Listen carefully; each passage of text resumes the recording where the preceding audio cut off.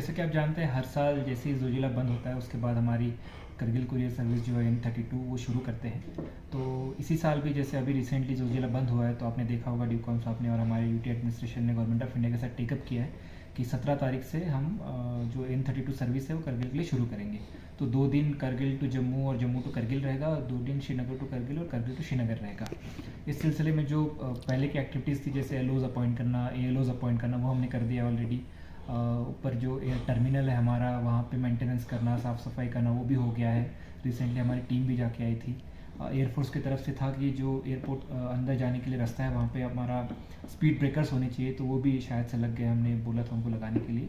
तो जो भी हमारी तरफ से एक्टिविटीज़ करनी थी शुरू होने से पहले की सारी एक्टिविटीज़ हमने इन प्लेस करके रखी है। और आपने सही कहा कि जैसे लास्ट ईयर जो है बहुत स्मूथली चला है डकोटा। जैसे नॉर्मल टिकटिंग, नॉर्मल एयरलाइन की टिकट होती है वैसे ऑनलाइन टिकट जनरेट होती है, तो नॉर्मल हमें एंट्री मिलती थी हमारे पैसेंजर्स को और बहुत ही स्मूथ तरीके से ये चला है। तो इस साल भी हमारा वही कोशिश रहेगी कि जैसे पिछले साल स्मूथली चला है सारा का सारा सिस्टम और सारा अरेंजमेंट, किसी की कोई शिकायत नहीं है। इस साल भी उसी तरह से चलेगा। यूटी एडमिनिस्ट्रेशन और डिस्ट्रिक्ट एडमिनिस्ट्रेशन ने पूरी तैयारी करके रखी है इस सिलसिले में और बीच में कोई इशू भी आता है तो हम उसको रिजॉल्व करने के लिए हमेशा रेडी रहेंगे। सर ये भी जो आपने जो इसका जो पवन शुरू किया है एयर टैक्सी हम कहेंगे इमरजेंसी के लिए, इस पे क्या है? जी, पवन हंस का वो है कि आप टिकट अगर बुक करते हो तो आपको सर्विस मिलती है। जैसे आपने देखा होगा यहाँ से श्रीनगर है, यहाँ से ज़ांस्कार है, लेह है, हर जगह के लिए एयर सर्विस अवेलेबल है। और जब भी हमें स्पेशली जब इमरजेंसी आती है, क्योंकि उसकी टिकट थोड़ी ज़्यादा है, 8-9 हज़ार लगती है श्रीनगर की, और डकोटा की उसकी ऑलमोस्ट 1/10 1/8 के हिसाब से आती है, तो मैक्सिमम लोग हमारा N32 प्रीफर करते हैं।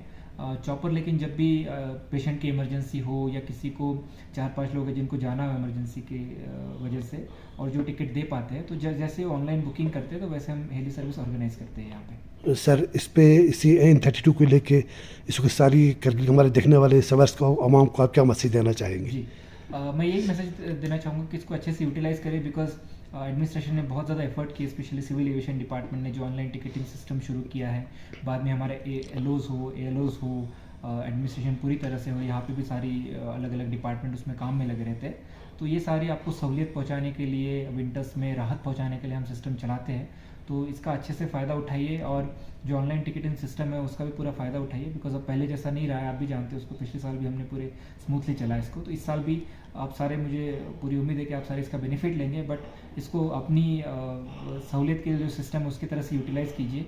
और अगर कोई दिक्कत आती है, शिकायत आती है, कुछ ग्रीवांस आती है, तो प्लीज़ हमारे तक पहुँचाइए उस चीज़ को, सो दैट हम उसको जल्दी से जल्दी रिजॉल्व कर पाएँ। Thank you sir.